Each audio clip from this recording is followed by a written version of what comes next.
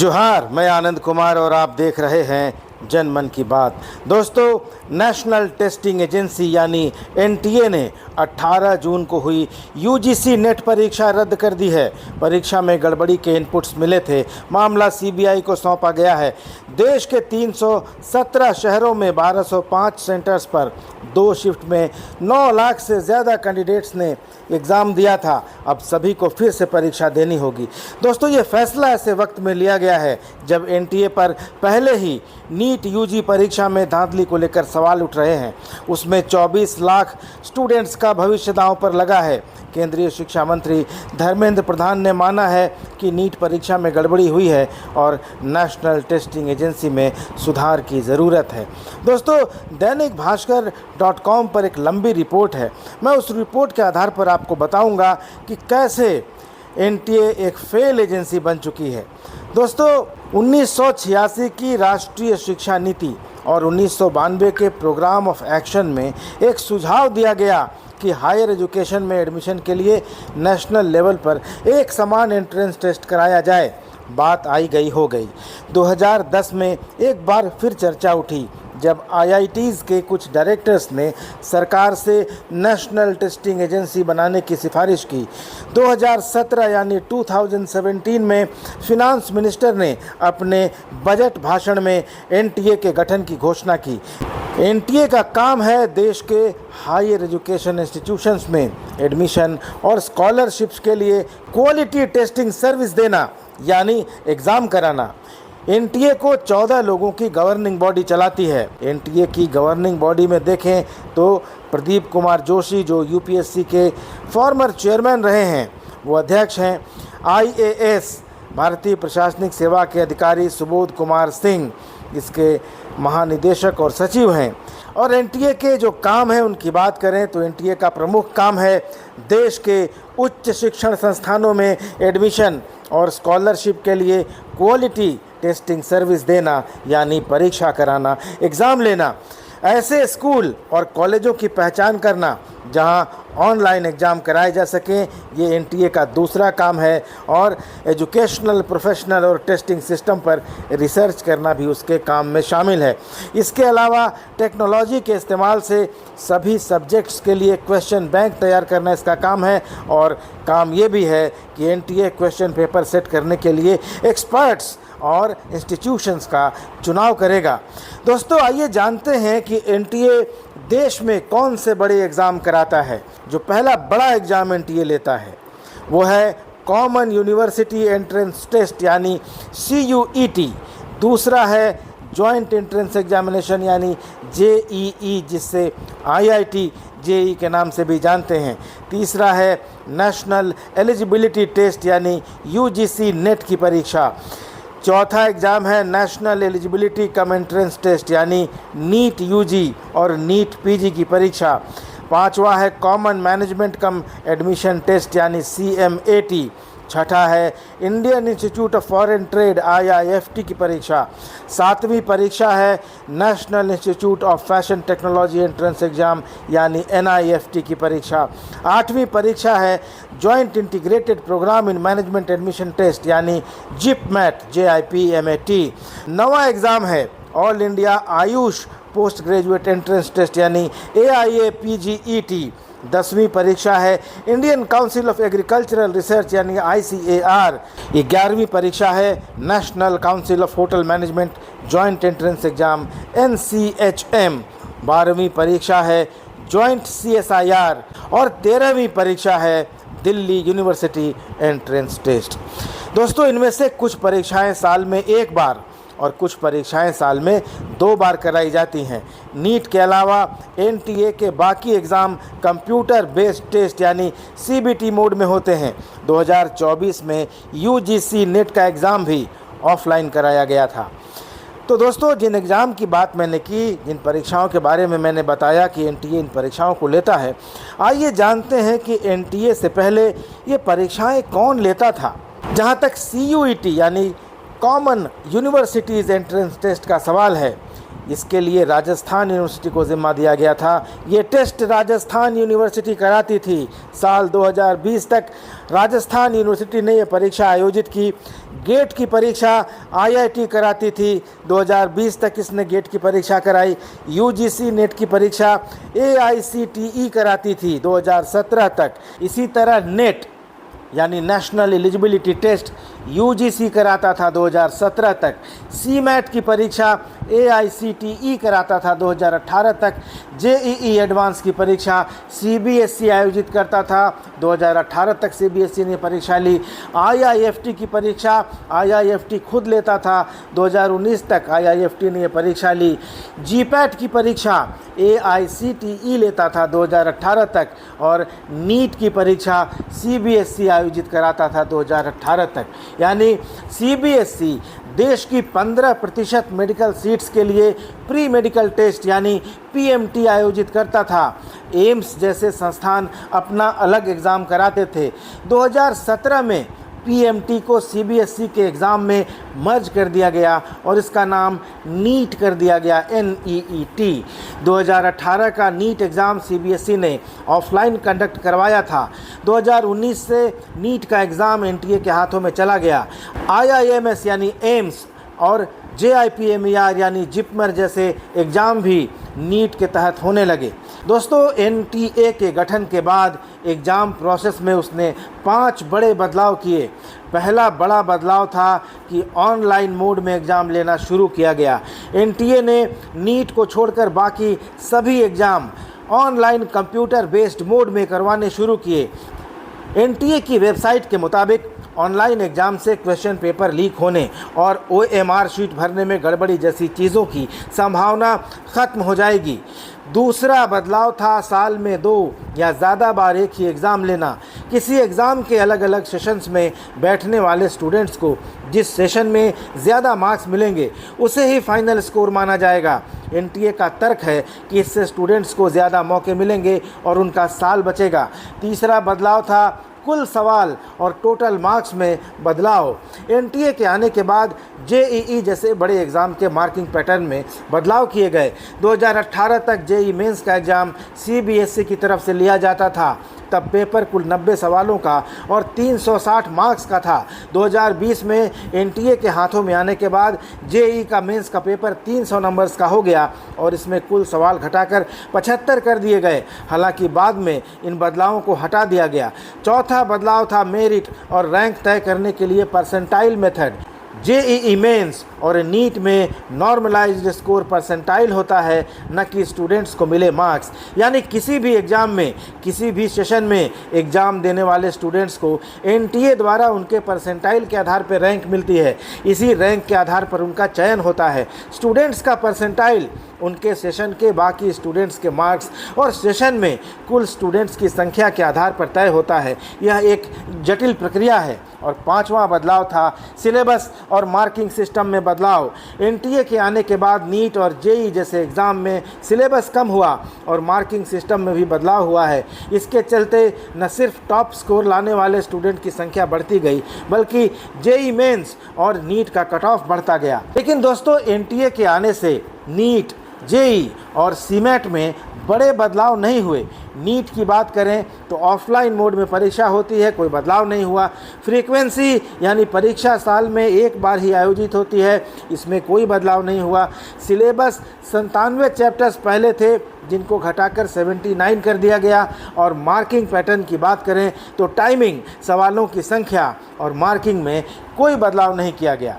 JEE की बात करेंगे तो 2010 तक जेईई की परीक्षा ऑफलाइन मोड में होती थी। 2011 में ऑफलाइन के साथ ऑनलाइन कंप्यूटर बेस्ड टेस्ट कर दिया गया। स्टूडेंट्स को मोड चुनने की आज़ादी थी।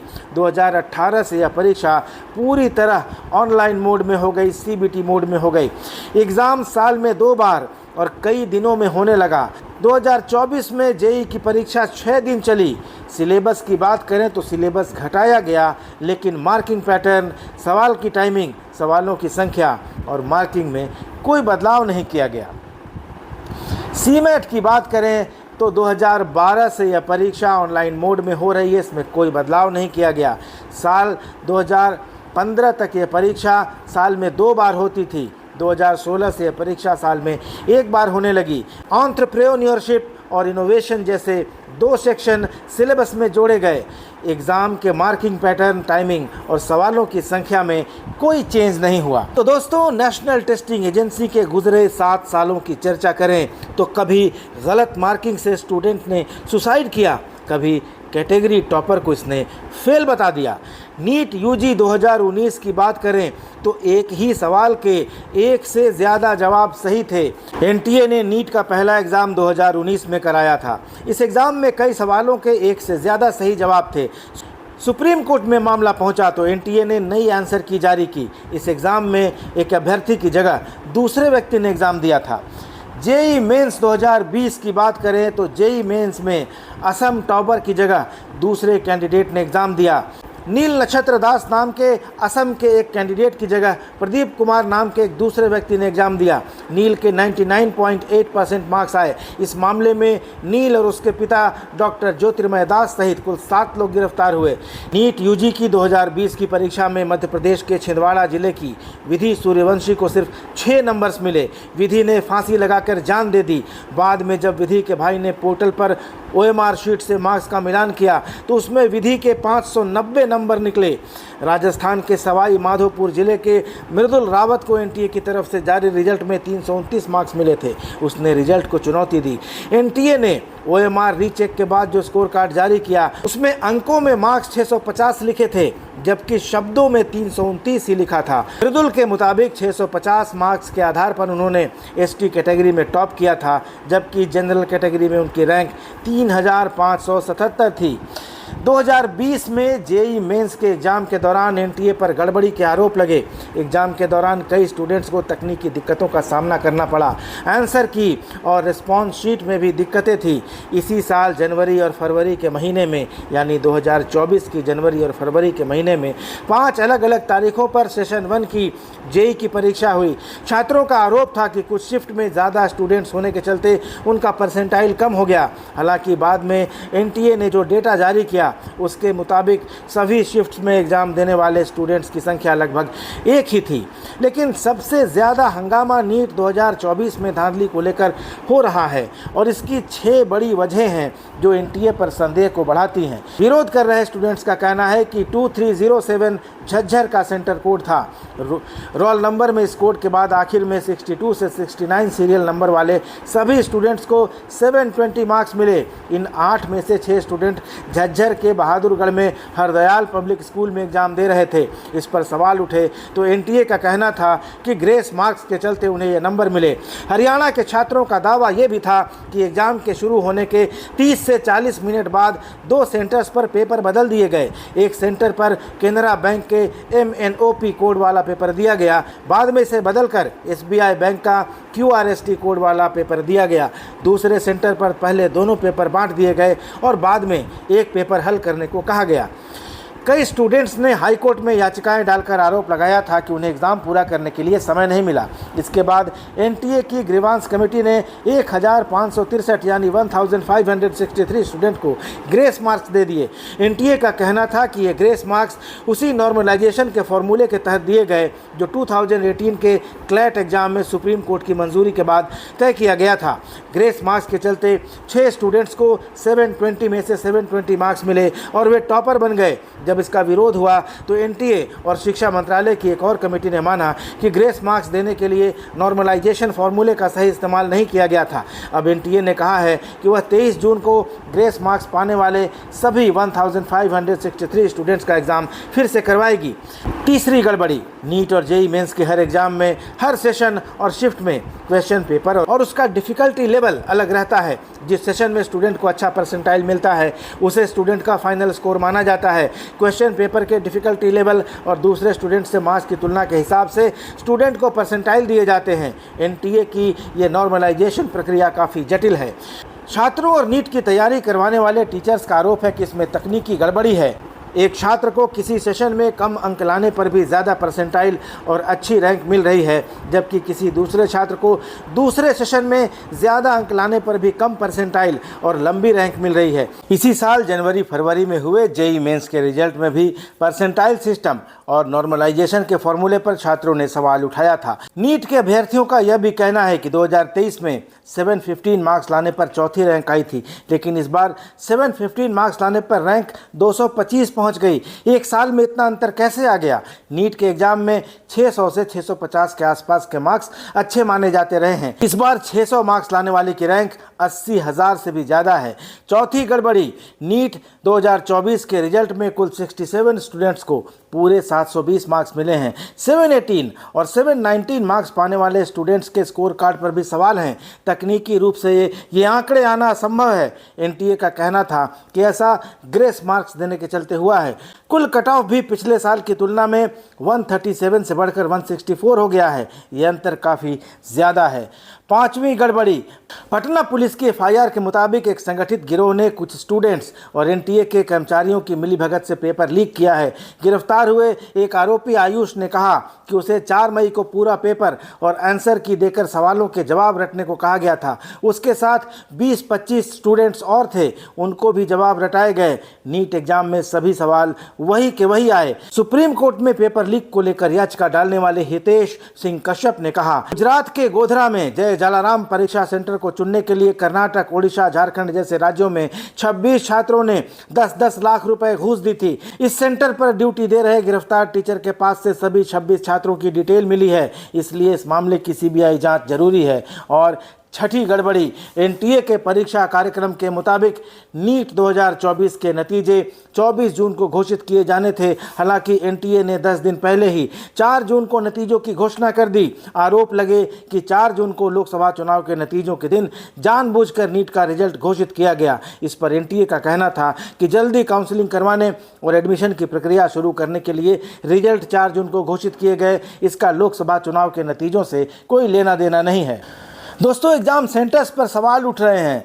एनटीए के एग्जाम सेंटर बनाने की प्रक्रिया बहुत सख्त है, लेकिन सेंटरों पर धांधली का सिलसिला पुराना है। एनटीए का एग्जाम सेंटर पाने के लिए बोली लगानी पड़ती है। इसके लिए 1 करोड़ रुपए का अर्नेस्ट मनी डिपॉजिट करना पड़ता है। बोली लगाने वाली संस्था कम से कम 5 साल पुरानी प्राइवेट लिमिटेड या लिमिटेड कंपनी या LLP यानी लिमिटेड लाइबिलिटी पार्टनरशिप या फिर केंद्र सरकार की कंपनी होनी चाहिए। बीते 5 सालों में कंपनी फायदे में चलती हुई होनी चाहिए और उसका एवरेज सालाना टर्नओवर 100 करोड़ रुपए का होना चाहिए। कंपनी के डायरेक्टर को एग्जाम को लेकर किसी गड़बड़ी के चलते सरकार ने ब्लैकलिस्ट न किया हो और बीते 10 सालों में उस पर ऐसी किसी गड़बड़ी के चलते कोई आपराधिक मुकदमा न चल रहा हो।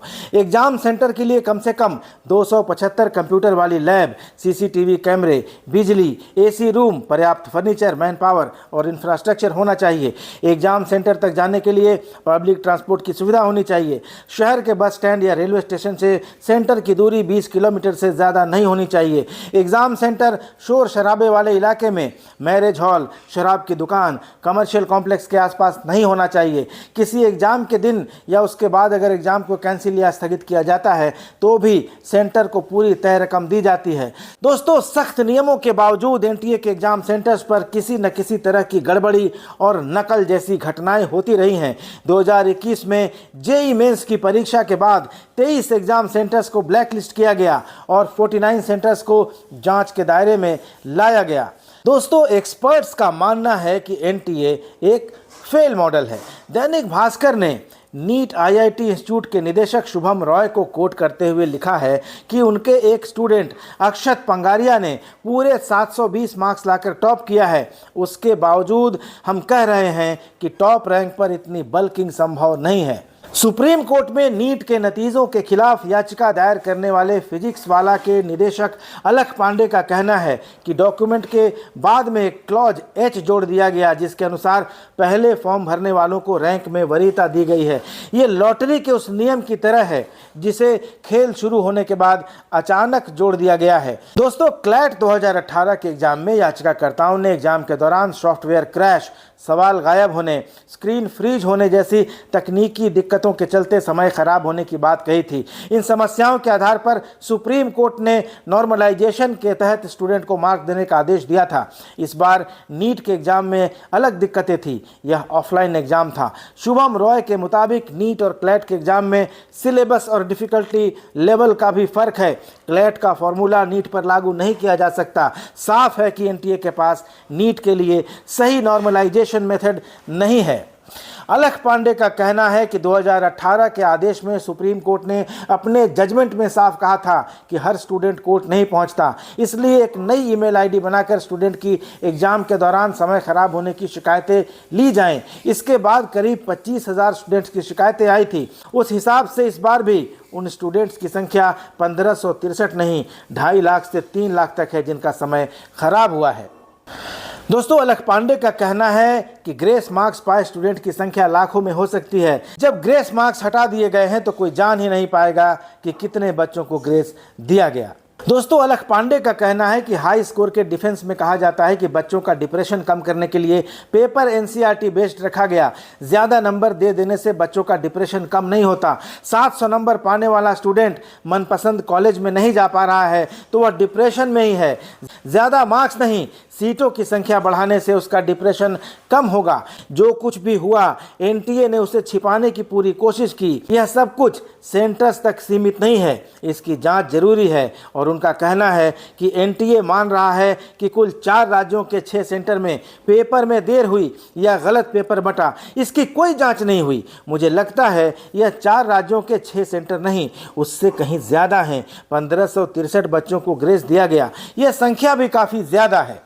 दोस्तों, यूजीसी नेट की 18 जून की परीक्षा रद्द हो गई। दोस्तों, इस परीक्षा को लेकर संदेह तब गहराया जब पता चला कि एनटीए के लिखित निर्देशों का खंडन करते हुए उम्मीदवारों को अपना प्रवेश पत्र यानी एडमिट कार्ड अपने साथ ले जाने की अनुमति दी गई। टाइम्स ऑफ इंडिया ने 18 जून को यूजीसी नेट परीक्षा देने वाले कई उम्मीदवारों से बात की और पता चला कि परीक्षा अधिकारियों ने इस बार उम्मीदवारों के प्रवेश पत्र जमा लेने से इनकार कर दिया, जो एनटीए के निर्देशों का उल्लंघन है। सामान्य तौर पर एनटीए प्रवेश परीक्षा में शामिल उम्मीदवारों को परीक्षा के लिए इन्विजिलेटर की उपस्थिति में एडमिट कार्ड पर अपने बाएं अंगूठे का निशान देना पड़ता है, एक फोटो चिपकाना होता है और साइन करना होता है। परीक्षा के बाद प्रवेश पत्र यानी एडमिट कार्ड को पर्यवेक्षक अपने पास रख लेता है। ऐसा एनटीए की सभी परीक्षाओं में होता है, लेकिन 18 जून को ही यूजीसी नेट परीक्षा में इस्तेमाल किए गए प्रश्न पत्र में उम्मीदवार के लिए निर्देश कॉलम में बोल्ड अक्षरों में लिखा गया है कि परीक्षा समाप्त होने के बाद उम्मीदवार ओएमआर शीट पर्यवेक्षक